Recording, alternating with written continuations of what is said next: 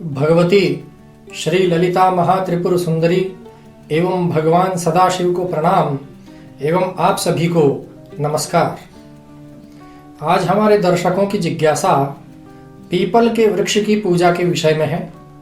हमारे दर्शक पीपल के वृक्ष के महत्व के विषय में जानना चाहते हैं। प्रिय दर्शकों, वेदों, पुराणों एवं अन्य सभी शास्त्रों में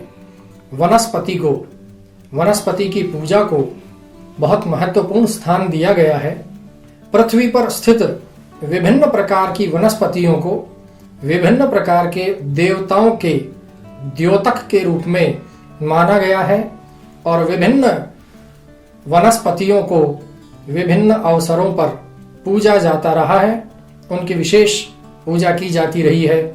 इसके पीछे देव पूजन तो है ही, साथ में ही प्रकृति संरक्षण का भी, वनस्पति संरक्षण का भी बहुत बड़ा संदेश है, जिसे हम युगों युगों से फॉलो करते आए हैं, मानते आए हैं और उसका अनुसरण करते आए हैं। पीपल के वृक्ष की पूजा भी एक बहुत महत्वपूर्ण स्थान रखती है हमारे अध्यात्म शास्त्र में, सनातन धर्म की जो विविध शिक्षाएं हैं उनमें। जैसा कि आप जानते हैं, पीपल के वृक्ष को भगवान विष्णु का साक्षात स्वरूप माना जाता है। श्रीमद् भगवत गीता में भगवान जब इस सृष्टि के विषय में बताते हैं तो अश्वत्थ अर्थात पीपल के वृक्ष का ही उदाहरण देते हुए समझाते हैं।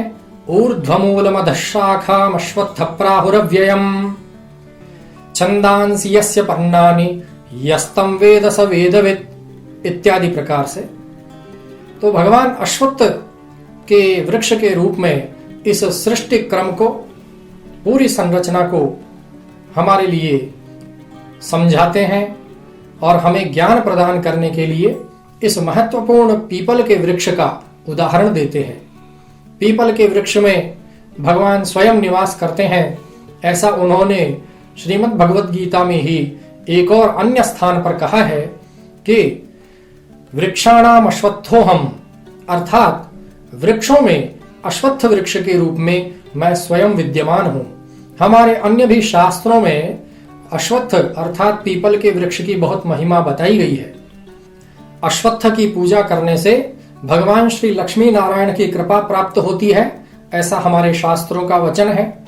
और पुराणों के अनुसार इस पीपल के वृक्ष के प्रत्येक अंग में भगवान के विभिन्न स्वरूप निवास करते हैं, अर्थात भगवान अपने विभिन्न स्वरूपों में इस पीपल के वृक्ष में रहते हैं।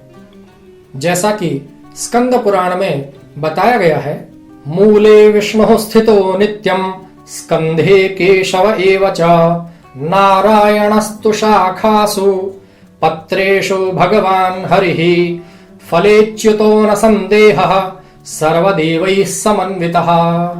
इस प्रकार से पद्म पुराण में बताया गया है कि इसके मूल में भगवान विष्णु अपने स्वरूप में विद्यमान रहते हैं और स्कंद अर्थात इसकी बड़ी बड़ी शाखाओं में भगवान केशव स्वरूप में विद्यमान रहते हैं और जो छोटी अन्य टहनियां हैं उनमें भगवान श्री नारायण के स्वरूप में विद्यमान रहते हैं। और प्रत्येक पत्ते में, इस वृक्ष के प्रत्येक पत्ते में भगवान का निवास है, देवताओं के विभिन्न स्वरूपों का निवास है, ऐसा भगवान बताते हैं। इस प्रकार से भगवान के स्वयं निवास स्थान अथवा भगवान के स्वयं साक्षात स्वरूप इस अश्वत्थ वृक्ष की महिमा बहुत बड़ी है।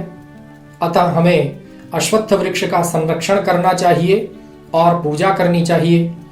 संध्या काल में यदि संभव हो सके तो दीपदान अवश्य करना चाहिए, अर्थात पीपल के वृक्ष के नीचे हमें दीपक जलाना चाहिए, जिससे कि भगवान श्री लक्ष्मी नारायण की कृपा प्राप्त होती है।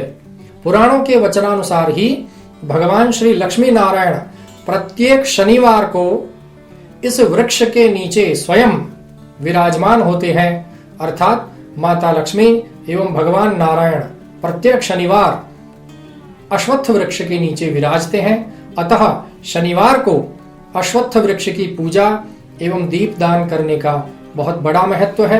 यही कारण है कि विभिन्न प्रकार के बाधाओं के आने पर, जीवन में अनेक प्रकार की समस्याओं का निराकरण करने के लिए शनिवार को अश्वत्थ वृक्ष की पूजा एवं दीपदान बताया जाता है।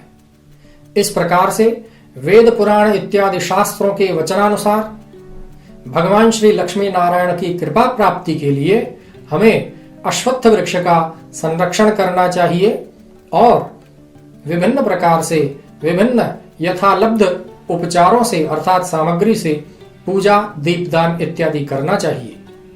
आशा है आप इस जानकारी का लाभ लेंगे और अपने परिचितों मित्रगणों इत्यादि को भी इससे लाभान्वित करेंगे।